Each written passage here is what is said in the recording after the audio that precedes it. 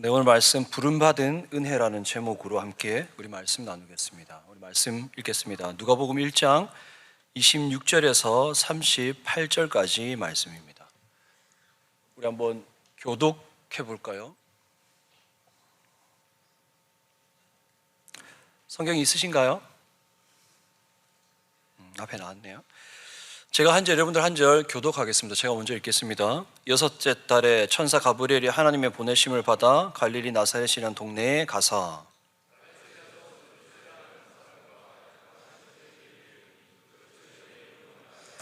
그에게 들어가 이르되 은혜를 받은 자여 평안할지어다 주께서 너와 함께 하시도다 하니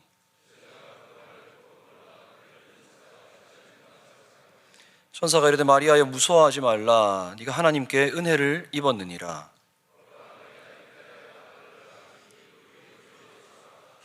그가 큰 자가 되고 지극히 높으신 이의 아들이라 일컬어질 것이요 주 하나님께서 그 조상 다윗의 왕위를 그에게 주시리니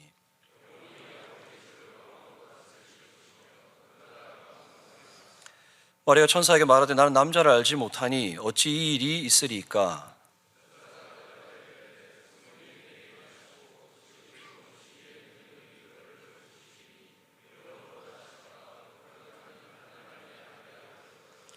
보라 네 친족 엘리사벳도 늙어서 아들을 배었느니라. 본래 임신하지 못한다고 알려진 이가 이미 6달이 되었나니. 함께 읽겠습니다. 마리아가 이르되 주의 여종이오니 말씀대로 내게 이루어지이다 하매 천사가 떠나가니라. 아멘. 네, 여러분 올 초에 이제 저희가 말씀을 은혜라는 주제를 가지고 계속 말씀을 전하고 있습니다. 그래서 오늘은 부름받은 은혜입니다. 여러분 이 시대 최고의 가치가 뭐라고 생각하십니까? 사람들이 지금 가장 좋아하는 게 뭘까요, 여러분? 옆 사람 한번 쳐다보시죠. 옆 사람이 가장 좋아하는 게 뭘까요? 많은 사람들이 뭐 돈일 수도 있고 뭐 다양한 것이 있겠지만 그 근저에는 뭐가 있냐? 여러분 자유가 있습니다. 돈이 많으면 놀 수 있죠. 하고 싶은 것을 마음껏 할 수 있죠. 그 자유가 뭐라고요? 이 시대 최고의 가치가 되었습니다. 한 부모님이 자녀에게 신앙을 전하니까 그 자녀가 이렇게 이야기를 했습니다. 나는 기독교 신앙을 가질 가능성이 전혀 없다. 나한테는 부모가 믿는 그 신앙이 죽음이나 마찬가지다. 하나님을 위해서 살고 싶지 않다. 그러지 않을 거다. 나는 누구를 위해 산다고요? 나 자신을 위해 살 것이지 내가 왜 하나님을 위해 살아야 되냐. 뭘까요? 자유가 중요한 거죠. 한 사역자들이 이렇게 말했습니다. 이 시대의 가장 중요한 가치는 자유일 것이다. 여러분 스티브 잡스도요 뭐라고 했는지 아세요? 이렇게 이야기했습니다. 내 마음을 따르지 않을 이유가 없습니다. 뭐 하고 싶다고요? 내 마음대로 한번 살아보고 싶다라고 이야기를 하는 거죠. 옆 사람 또 한번 쳐다보시죠, 여러분. 마음을 따라서 여기 온 것 같습니까? 부르심을 따라서 이곳에 온 것 같습니까? 미국에서도요, 여러분 이렇게 이야기를 합니다. 연방 대법원의 그 정신이 이렇습니다. 자유의 핵심은 존재에 대한 개념, 우주의 의미에 대한 관념을 뭐라고요? 스스로 규정하는 데 있다. 그리고 스스로 규정한다는 말은 자유가 아니라 사실은 자율입니다. 내가 법이 되어서 나는 이렇게 살아갈 것이다. 내 뜻대로 살아갈 것이다 라고 이야기를 하는 거죠. 법에서 이것을 규정해 줘야 된다는 거죠. 여러분 가끔 저희가 뭐 차별금지법이나 법에 대해서 엄청 목숨을 걸 때가 있거든요. 여러분 왜 우리가 목숨을 겁니까, 법에? 이 시대는 자유가 팽배해져서 다 자기 마음대로 할 수 있어요. 목남새 다음 주에 안 나올 수도 있죠, 여러분. 몸남새 안 나오는 것이 여러분 법적으로 규제가 없습니다. 근데 여러분 마지막으로 최후의 보루로서 어떠한 사회를 지탱해주고 근거해주는 그 마지막 보루가 뭡니까? 법입니다. 법이에요. 그래서 저희가 차별금지법에 반대한다고 목숨을 걸고 지키려고 애를 쓰는 거죠. 근데 법도 뭐라고 하고 있다고요? 점점 스스로 네 마음대로 살도록 도와줘야 된다. 여러분 이건 단순히 그냥 이 시대의 문제가 아닙니다. 제임스 패커가 이렇게 이야기했습니다. 죄가 처음에 세상에 들어온 것은 사람이 뭐라고요? 스스로 만물의 척도와 심판자가 되는 것을 반겼기 때문이다. 그래서 죄가 들어왔다고요. 내가 심판자가 되고 싶다는 그 욕망이 여러분 딱 터지면서 여러분 그렇게 살면 행복할까요? 행복하지 않을까요, 여러분? 여러분 마음대로 살면 행복할까요? 행복하지 않을까요? 여러분 그렇게 살면 행복하면 여러분 사실 문제가 되지 않습니다. 여러분 오늘부터 이제 문을 이렇게 뭐 잠그고 우리끼리 여기서 마음대로 살면 여기가 천국이 될까요? 지옥이 될까요? 그렇죠. 여러분, 이 시대에 그렇게 산 실상이 어떤 줄 압니까? 이렇습니다. 2060년부터 21세기 벽두까지 미국에서 여러분 이혼율이 몇 배요? 2배, 자살률은 3배, 폭력 범죄는 4배, 교도소 수감자는 5배, 사생아 출산은 6배, 결혼하는 동거는 무려 7배. 여러분, 이게 옛날 수치이기 때문에 지금은 더 심해졌겠죠. 마음대로 살아서 세상이 아름다워지고 행복해지면 여러분 그렇게 살면 되죠. 근데 뭐라고요? 실상은 그렇지 않다는 거예요. 여러분들은 뭐 말씀과 기도에 전무하기 때문에 잘 안 보겠지만 여러분 드라마나 영화 잘 안 보시죠? 잘 보시나요? 거기서 보면 여러분 미래에 대한 그림이 엄청나게 과학적으로 발달했는데 그 실상은 비참하게 늘 그립니다. 아주 회색빛입니다. 아주 관계가 단절되고 아주 비참한 모습을 그립니다. 뭐죠? 세상 사람들도 압니다. 이렇게 가다 보면 세상이 어떻게 된다고요? 비참한 지옥이 펼쳐진다는 것이죠. 산 영화 감독이 이렇게 이야기합니다. 이 시대는 스스로 신이 되었는데도 끊임없이 행복을 염원하고 추구한다. 여러분, 신이 되었으면 평안하게 살면 되는데 뭐라고요? 쉬지를 못합니다. 그 행복을 얻기 위해서 더 많은 것을 준비하고 소비한다. 그런데 행복을 얻고자 제품을 더 소비할수록 뭐라고요? 덜 행복해지고 더 우울해지는 것 같다. 여러분 아실런지 모르겠는데 이미 여러분 세상의 많은 세계관과 철학이요 스스로에게 절망해서 지금 여러분 기독교 철학으로 오고 있습니다. 전 세계적으로 기독교가 여러분 복음이 흥황하고 있을까요? 줄어들고 있을까요? 여러분 전 세계에 관심이 없습니까, 여러분? 전 세계적으로 여러분 기독교가 흥황하고 있습니다. 그게 사실입니다. 그게 팩트입니다. 왜일까요, 여러분? 세상에 스스로에 절망하고 있거든요. 하나님을 죽이고 진리를 죽이고 스스로 신이 된 인간이 이제 스스로 죽어가다가 이제 점점 여러분 어디로 오고 있는 줄 아십니까? 복음으로 하나님께로 돌아오고 있는 일이 지금 전 세계에서 일어나고 있습니다. 세상은요 이렇게 죽어가다가 여러분 그냥 이렇게 복음으로만 돌아오지 않습니다. 스스로 뭔가 행복을 찾기 위해서 여러분 실험도 합니다. 여러분 이런 실험 혹시 들어보셨어요? 행복을 향한 과학 실험. 실제로 일을 했습니다. 여러분 연구진에서. 어떻게 했냐? 사람들을 모아놓고 어떤 부류는요 그냥 자기 마음대로 하고 싶은 거 다 하게 해줬어요. 다 하게 해줬어요. 어떤 부류는 어떻게 했냐? 하고 싶은 걸 다 하게 해주지 않았습니다. 대신에 자기 마음대로 할 수 없지만 때로는 압도적인 감동과 은혜와 뭔가 말로 표현할 수 없는 자신의 생각과 다른 어떤 놀라운 일들을 펼쳐줬어요. 여러분 어떤 사람들이 더 행복했을까요? 자기 마음대로 할 수 있는 이 절반의 사람들이 행복했겠어요? 아니면 뭔가 내 마음대로 할 수 있는 건 없는데 내 생각과 다른 내가 계획하지 않았던 뭔가 놀라운 일들을, 은혜로운 일들을 감동을 받은 사람들이 더 행복하다고 했을까요? 그 결과가 이렇습니다. 모든 결과는 동일했다. 사람들은 자신들이 마음대로 할 수 있을 때보다 뭐라고요? 자신들이 마음대로 할 수 없을 때 더 행복했다.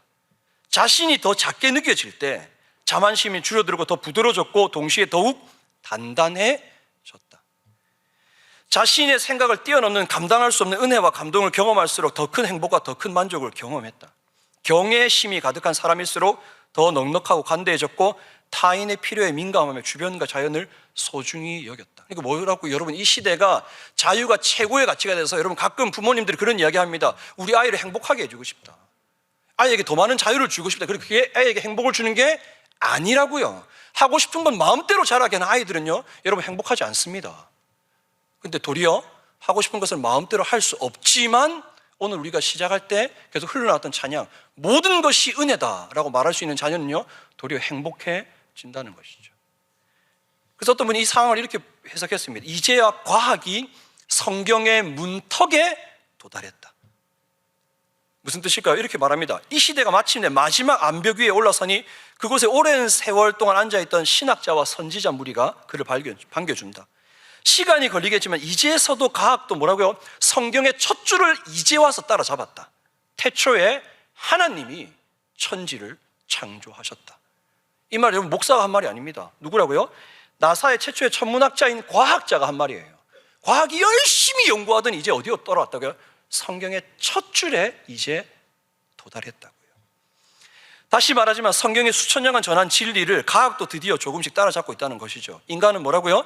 경외심을 품고 살도록 지어졌습니다. 여러분 오늘 하루 목란서에서 예배드리고 기도하고 오늘 저 문을 열고 나가서 여러분이 계획했던 일이 다 이루어지면 여러분 오늘 밤에 행복할까요? 이게 떨어질 줄 몰랐는데 여러분 행복할까요 여러분? 아닙니다 여러분. 오늘 하루 내 시간표대로 착착착 착착 진행된 게 아니라 오늘 하루 잠들 때 오늘 하루 하나님의 시간표대로 내 인생이 끌려왔구나. 그때 행복하다고요. 아인슈타인도 이렇게 말합니다. 자아를 벗어나 살 수 있을 때 인간의 삶은 비로소 시작된다고요. 자아를 갇혀있는 사람은 아직 삶이 시작도 안 됐다는 겁니다. 또 이렇게 말합니다. 경애는 모든 진정한 예술과 모든 과학의 근원이다. 이 정서를 모르는 사람, 더는 멈추어서 경의와 경외심에 빠져들 수 없는 사람은 죽은 거나 다름없다. 오늘 하루 하나님께 압도되어서 경외를 경험하지 말고 오늘 하루 마음껏 살다가 잠들 때 행복하다 말하면서 드는 이 시대는요, 이 알버트 아인슈타인 보기 어떻다고요? 죽었다. 오늘 하루 죽은 채 살았다는 겁니다. 실제 여러분, 성경에 사용된 두려움, 경외는요, 무언가에 사로잡히고 압도당한 것을 가리킵니다. 하나님과 그 사랑의 크기에 눌려 숨이 턱 막힌다는 뜻이죠. 하나님의 은혜와 용서를 더 깊이 경험할수록 주님의 성품과 행하신 역사가 크고 넓으면 놀라게 되는 까닭이 여기에 있습니다. 여러분, 이전의 은혜를 추억해서는 안 되는 이유가 여기에 있습니다. 여러분, 이 시대가 더 살아가기 힘들죠. 그럼 이 시대는 하나님 역사하실까요, 안 하실까요? 하십니다. 그리고 하나님이 새로운 은혜를 준비해 두셨는데 늘 끊임없이 옛날을 추억해서는 됩니까, 안 됩니까? 안 되죠, 여러분. 창조자를 두려워한다는 것은 그분의 영광과 아름다움에 놀라다 못해 아버지께만 머리를 조아리게 되는 것을 의미한다. 바울은 그리스도의 사랑을 언급하면서 뭐라고 합니까? 하나님의 사랑이 우리를 휘어잡는다. 여러분, 그래서 찬양 중에 그런 찬양이 있습니다. 뭔가 이렇게 여러분 오늘 찬양할 때나 가끔 이렇게 예배 때 찬양할 때 뭔가 하나님의 영광을 찬양해서 올릴 때, 초월적인 하나님을 막 극격하게 올릴 때, 예배할 때, 여러분 그때 우리 마음 가운데 내가 뭔가 더 올라가야 되는데 하나님을 찬양할 게 아닌데 이런 생각이 드십니까? 아니면 도리어 마음 가운데 말할 수 없는 기쁨과 평안과 경외가 몰려오십니까? 경외가 몰려오는 거예요. 그래서 여러분 잘 생각해 보십시오. 인생에서 참된 자유는요, 자기 마음대로 사는 낮은 수준의 방종에서 오는 것이 아니라 나라는 감옥에서 벗어나 참된 자유를 주는 참된 구속을 찾는 쪽에 더 가깝습니다. 제가 새가족 교육 담당하고 있거든요. 그때 항상 교육 들어가서 항상 하는 말이 있습니다. 여러분, 김연아 선수 아시죠? 김연아 선수 모르십니까, 여러분? 김연아 선수가요, 국민학교 때 아직 양학하기 전에 인터뷰한 게 있습니다. 그때 뭐라고 하면 이렇게 항상 얘기합니다. 나는 학교 마치고 맨날 이렇게 코치랑 엄마한테 잡혀가지고 여기서 엉덩이 깨지고 무릎 깨지고 너무 힘들다. 다른 친구들은 어떻습니까? 학교 마치고 맨날 매점 가가지고 떡볶이 사 먹고 맛있는 거 사 먹는데 나는 맨날 여기 구속당해서 힘들다. 사실이죠. 힘들었을 겁니다. 근데 여러분, 지금 김연아 선수는요, 그때 떡볶이 먹고 그때 오뎅 먹었던 친구들보다 더 크고 놀라운 자유를 누리고 있습니다. 인생에서 참된 자유는요, 지 마음대로 사는 방종이 아니라 나를 가장 잘 알고 나에게 가장 큰 관심이 있고 나를 가장 귀하게 여겨주는 사람에게 때로는 구속되는 것이 도리어 더 큰 여러분 자유를 맛보는 거예요. 인생에서 자유는 그렇게 간단한 게 아닙니다, 여러분. 이 시대 자율 하잖아요. 그래서 요즘 애들이 정말 많이 하고 부모님이 너무 듣기 싫어하는 말이 뭐죠, 여러분? 내 알아서 할게. 애한테, 자녀한테 조금이라도 뭐라면 요즘 애들 뭐라고 합니까? 내 알아서 할게. 알아서 하면 말을 안 할 텐데 알아서 못하니까 말을 하는데 늘 알아서 한대요. 그게 뭐니까 자율이죠. 내 알아서 하겠다. 근데 그 자율의 결과가 뭘까요? 여러분, 요즘 애들이 많이 하는 말이 있습니다. 뭘까요? 결정장애, 선택장애. 여러분, 결정을 하면 되죠. 선택을 하면 되죠. 여러분, 여기 오신 거 뭡니까, 여러분? 여러분이 결정을 하신 겁니다. 선택을 하신 겁니다. 뭐 할 때가 제일 힘들어요? 내일 목남새 갈까 말까 고민할 때 제일 힘들죠. 언제가 제일 힘듭니까? 오늘 새벽에 여러분 오는 게 쉬웠습니까? 어려웠습니까? 쉬웠습니까?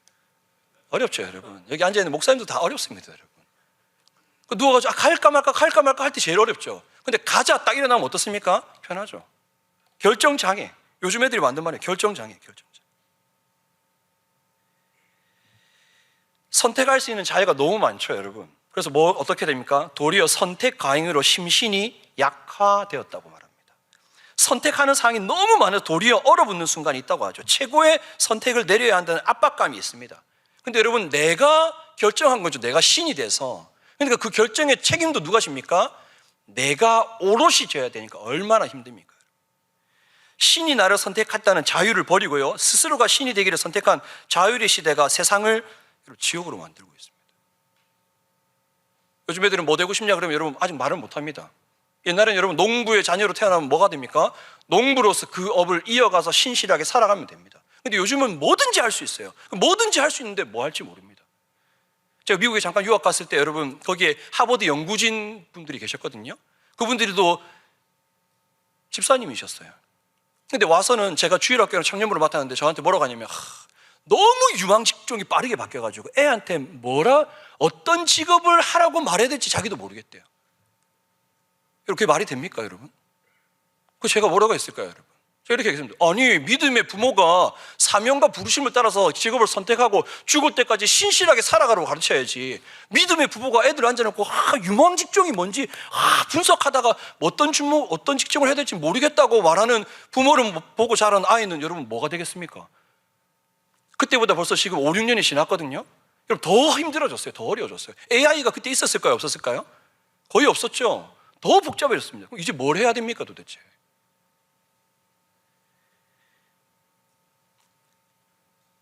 심지어 요즘 애들은 이제 신앙도요, 그냥 뭐 이렇게 대충 하자고 합니다. 근데 여러분, 신앙에 있어서 결정장애에 빠진 이 시대 젊은이들 사이에 모든 종교가 같으니까 그냥 대충 행복하게 살자고 하지만 여러분, 그렇지 않습니다. 그 일종의 미성숙이죠. 신앙은요, 가장 핵심적인 선택입니다. 배우자를 선택하고 오늘 여러분 하루를 어떻게 살아갈지 선택을 하고 주식이 막 치솟았잖아요. 이 주식이 살지 안 살지를 선택하고 이 모든 선택보다 가장 핵심적인 선택이 뭐예요? 여러분, 신앙의 선택이죠. 오늘 여인이요, 선택의 순간을 맞이합니다. 여러분, 선택의 순간을 맞이했죠. 한 목사님이 이 마리아의 선택을 이렇게 분석합니다. 선택의 순간 그녀는 뭘 했을까요? 먼저 여러분, 생각을 합니다. 29절에 뭐라고 합니까? 처녀가 그 말을 듣고 놀라 이런 인사가 어찌민가 뭐라? 생각하매. 여러분, 가끔 그런 사람들이 있습니다. 신앙인들은 정말 생각이 없다. 옛날에 신앙인을 빚고는 여러분 신문에 만평도에 어떻게 그렸는지 아세요? 여러분, 교회를 들어가는 사람은 입구에서요, 안내하는 사람이 뇌를 빼내는 그림을 그려놨어요. 무슨 뜻입니까? 신앙인은 생각을 안 한다. 그냥 무조건 그냥 아멘 하고 간다.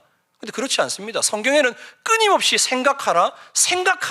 가만히 좀 생각을 해봐라. 여러분, 제가 앞에 나와서 행복에 대해서도 말할 때 뭘 여러분한테 계속 요구했습니까? 생각을 해보십시오. 자율로 가득한 이 세상이 행복해지겠습니까? 비참해지겠습니까? 생각을 해보십시오. 여러분, 지옥은 어떤 사람들이 모인 곳입니까? 자기 마음대로 하고 싶은 사람들이 자기 마음대로 모여가지고 안에서 문을 잠그는 것이 지옥입니다. 천국은 어떤 곳입니까? 모두가 한마음 한뜻되어서 주님의 말씀대로 살면 된다. 부모와 자녀가 그런 것이 뭡니까? 천국이죠. 그래서 처녀가 듣고 처음에 어떻게 했다고요? 생각을 합니다. 이게 말이 되는가? 내가 처녀인데, 그리고 나는 여자인데, 그리고 여러분, 마리아의 그 당시 나이가 거의 13살 즈음이었거든요. 이런 어린아이한테 이게 어떤 일인지 생각. 두 번째, 그녀는 선택합니다. 어떻게 합니까? 솔직한 의심을 표현합니다. 34절 이렇게 말하죠. 마리아가 천사에게 말하되 나는 남자를 알지 못하니 어찌 이런 일이 있습니까? 근데 이 의심은요, 여러분, 의심에는 두 가지 의심이 있습니다. 목사님이 말씀하신 건데요, 첫 번째는 교만한 의심이 있고 두 번째는 겸손한 의심이 있습니다. 첫 번째 교만한 의심은 어떤 의심이냐? 교만하고 비겁하고 경멸과 게으름을 표출하는 의심이에요. 말도 안 된다, 무슨 소리냐 하고 그 자리를 떠나버리는 거죠. 앉아서 무슨 소리입니까? 내가 생각을 바꿀 의지를 가지고 겸손하게 낮아져서 하는 의심이 아니라 그냥 대화를 하다 보면 말도 안 되는 소리 하지 말라고 떠나보낸 거죠. 옆 사람 또 한번 보시죠, 여러분. 옆 사람은 어떤 의심을 자주 하는 사람입니까?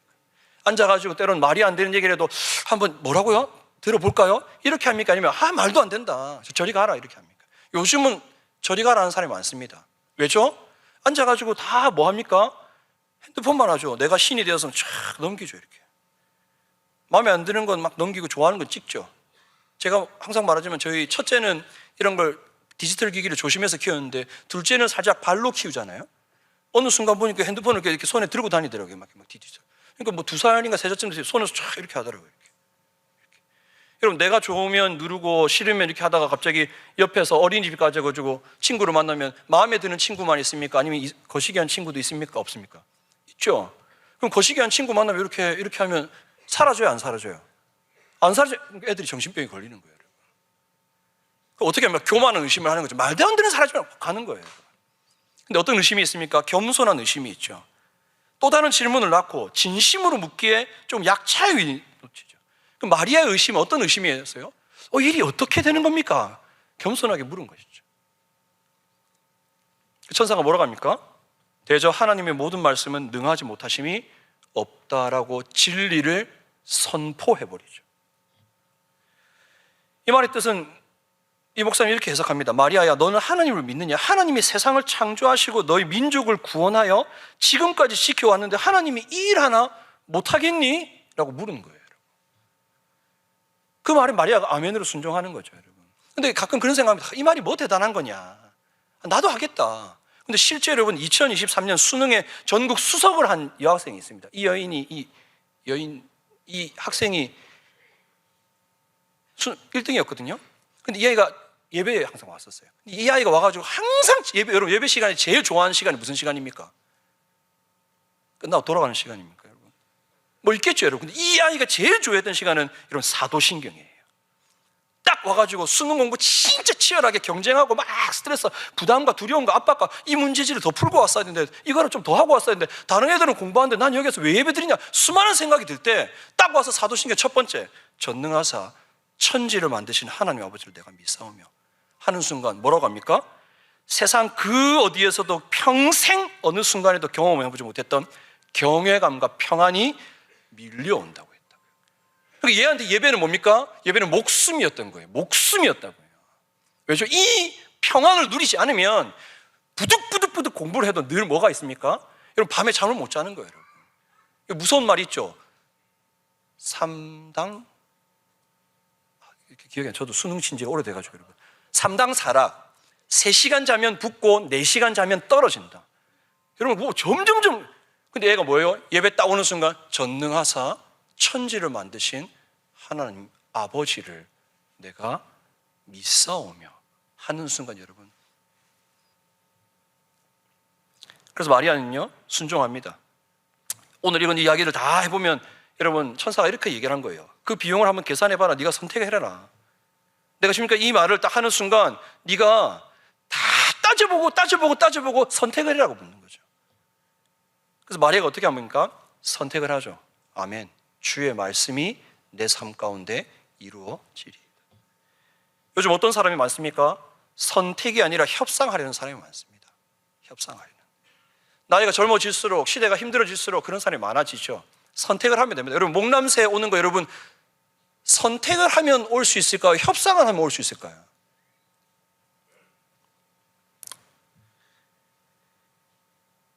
요즘 신앙인들도 선택을 하지 않고 협상을 합니다. 요즘 시대가 이런데, 요즘 상황이 이런데, 모르고 하는 소리다. 이렇다 저렇다 온갖 계약 조건들을 다 끌고 와서 목사님이랑 막 실갱이를. 심지어 하나님이랑도 뭐 합니까? 합니다, 여러분. 목사랑 실갱이 하는 거 협상하는 건 괜찮아요, 안 괜찮아요? 안 해보셨습니까, 여러분? 괜찮습니다, 여러분. 목사랑은 실갱할 수도 있고 협상을 할 수도 있죠. 근데 뭐예요? 하나님이랑 앉아가지고 협상하고 있다? 심각한 거죠, 여러분. C.S. 루이스도 뭐라고 합니까? 1929년 여름학기 나는 손을 들었다. 그냥 항복을 한 겁니다. 그냥 자신의 삶을 하나님께 드린 거예요. 가장 맥 빠지고 마지못해 회심했다.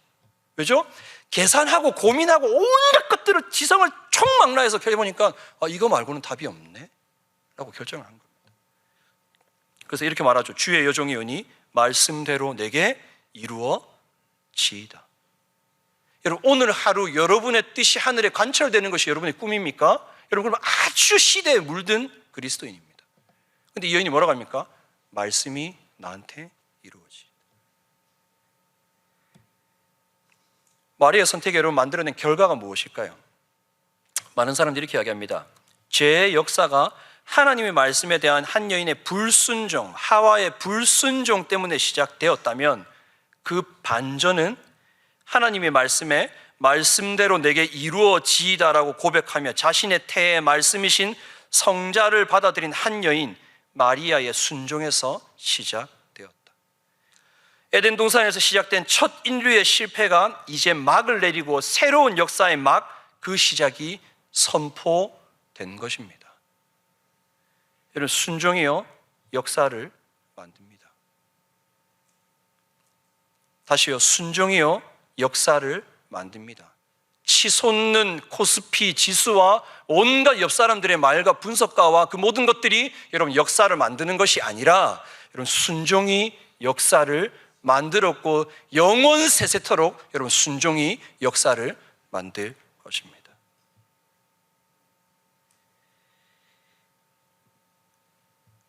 오늘 제목이 부름받은 은혜죠, 여러분. 여러분 가끔 이렇게 예배드리고 갈 때 누군가 은혜 받았다 하는 이야기를 할 수 있습니다. 그런 걸 들으셨죠? 대개 여러분 은혜 받았다는 얘기는 두 종류로 해석됩니다. 첫 번째, 말씀 듣다가 눈물을 흘렸고 감동을 받았다. 두 번째, 모르던 사실을 깨달았다. 근데 여러분 성경은 그렇게 말하지 않습니다. 뭐라고 합니까? 딱 가가지고 야 마리아 너 은혜를 받았다. 너 은혜를 입었다. 너 은혜를 입었다. 아직 여러분 마리아가 아무것도 안 했거든요. 근데 뭐라고요? 네가 은혜를 입었다. 성경에서 말하는 은혜는요, 눈물 흘리는 게 은혜라고 말하지 않습니다. 모르는 걸 깨달았다고 해도 그것도 은혜라고 말하지 않습니다. 성경에서 말하는 은혜는요, 이 땅을 향하는 하나님의 위대한 구원 역사 가운데 함께 동참하는 이로 부름받은 것을 은혜라고 합니다. 오늘 여러분 수많은 사람들은 잠자고 있죠. 자율이 되어서 잠자고 있을 겁니다. 근데 뭐라고요? 여러분 하나님께서 여러분을 부르셨고 여러분은 어떻게 했습니까? 아멘으로 화답해서 선택해서 이 자리에 왔죠. 그래서 여러분 제가 항상 새벽이나 힘든 시간 때 예배 드릴 때 항상 하는 말이 있습니다. 제일 불쌍한 사람이 누군지 아세요? 여기 와서 딴 생각하는 사람이에요. 차라리 여기 와서 자율대로 살 거면 차라리 여러분 그냥 이렇게 자빠 자는 게 낫지 않습니까? 근데 뭐라고요, 여러분? 여기 와서 만약에 내가 일어난 게 내가 일어난 게 아니라 하나님이 나를 부르신 것 같다.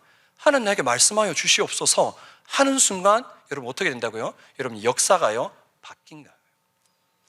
인류의 타락의 역사도 한 여인, 여러분 13살 정도 되는 한 소녀의 순종으로 뒤집어졌다면 여러분 가정 가운데, 여러분 인생 가운데, 이 시대 가운데는 어둠이요. 여러분이 순종할 때 뒤집어질까요? 안 뒤집어질까요? 뒤집어지죠, 여러분. 여기 있는 400~500명 되는 남자들이 순종하면요 수영로 교회가 회복될까요? 회복되죠, 여러분. 시대가 바뀔까요? 안 바뀌어요? 바뀌죠, 여러분. 부산 복음화, 민족 복음화, 열방 복음화 이런 거 됩니까? 안 됩니까? 되죠, 여러분. 근데 지금 어떤 사람들이 많습니까? 온갖 조항들을 가지고 와서 협상하고.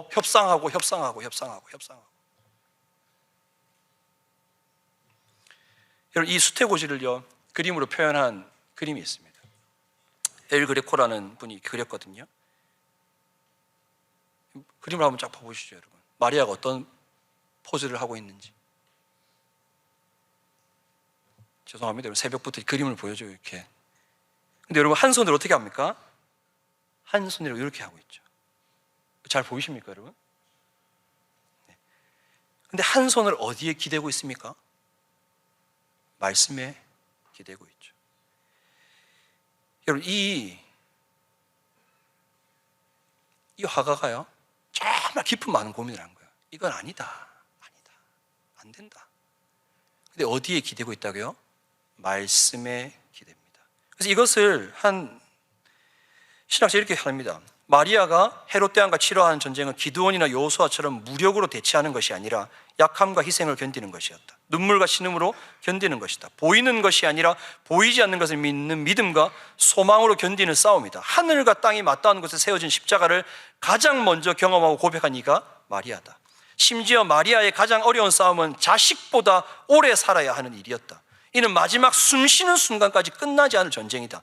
누가 이 싸움에 기꺼이 참전하겠는가? 수직으로 세워진 손바닥을 아랑곳하지 않으시고 하나님께서 기어이 마리아를요 그 시대의 순종의 은혜의 입은 자로 세웁니다. 비폭력으로 세워질 그 나라, 아름답고 거룩하고 위대한 그 나라, 사랑과 공의가 마침내 빛을 발하는 그 나라를 건국하는 영적 전쟁의 선봉에 야속하게도 마리아가 징집된다. 어깨는 얇고 목이 긴 마리아를 전사로 부르신다. 여러분 하나님께서 여러분 오늘 왜 깨웠을까요, 여러분? 오늘도 여러분 하나님의 영적 전쟁과 이 세상과의 어떤 역사가 일어나는 하나님의 시간표가 진행되고 있습니다. 거기에 여러분이 뭡니까? 똑같이 징집된 겁니다. 여러분도 선택하시면 됩니다. 선택하면 되죠.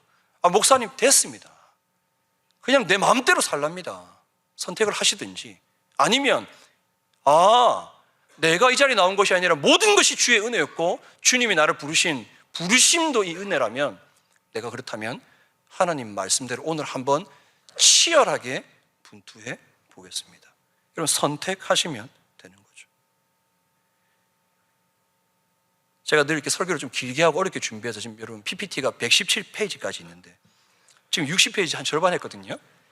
20분에 마쳐야 돼서 이제 마치겠습니다. 여러분,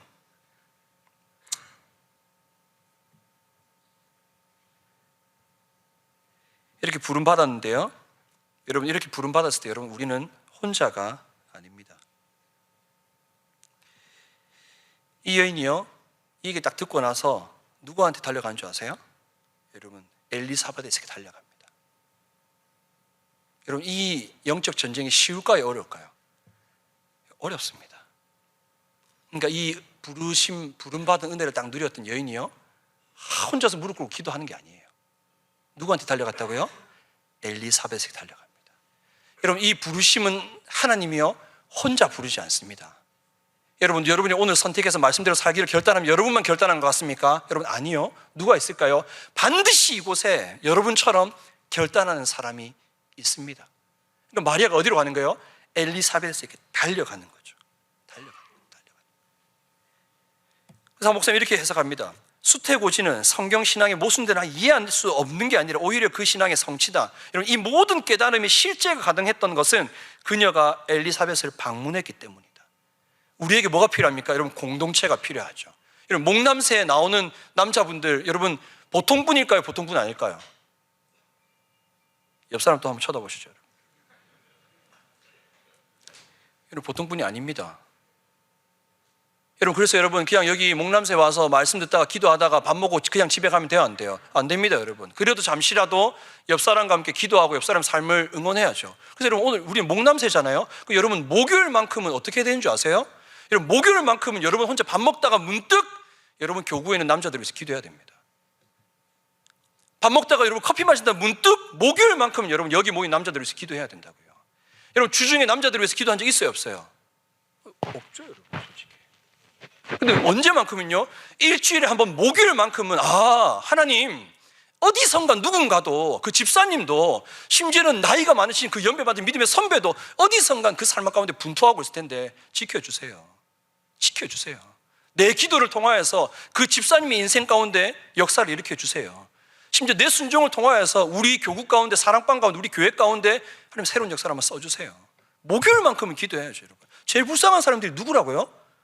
여기 와서 기도도 안 하고 목요일 또 마음대로 사는, 여러분, 그런 사람 제일 불쌍해요. 옆 사람 또 한번 쳐다보시죠, 여러분.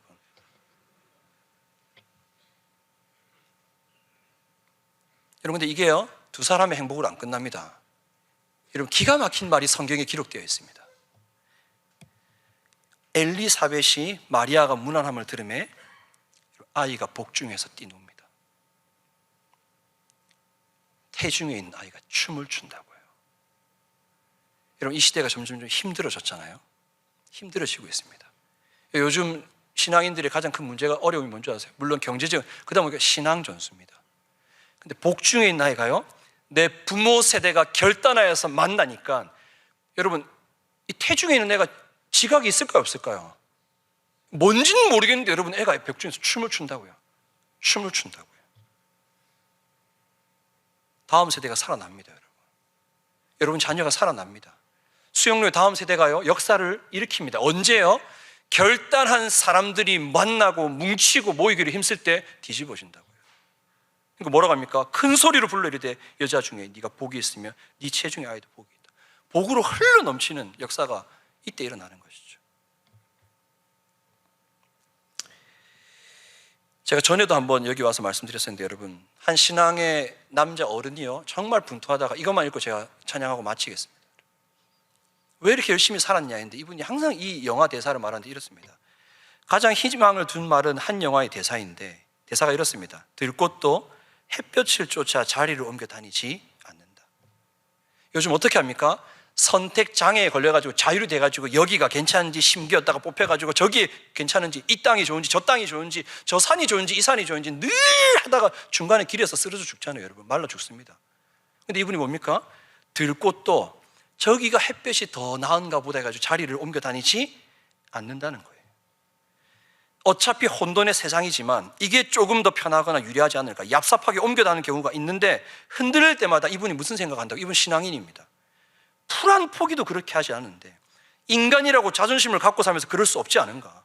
내가 하나님께서 여기서 내가 부름받은 은혜가 있다면, 내 가정으로 부르셨다면, 이 직장으로 불렀다면, 이 교회로 불렀다면, 이 사랑방으로 불렀다면, 이 교구로 불렀다면, 수많은 시대 가운데 조선시대 태어났으면 내가 더 쉽게 살았을 텐데 주님께서 이 시대, 이 대한민국에 부르셨다면 내가 여기서 하나님의 은혜를 누리고 전하며 살리라 하면서 그분이 쫙 가정 가운데 신실하게 살았다.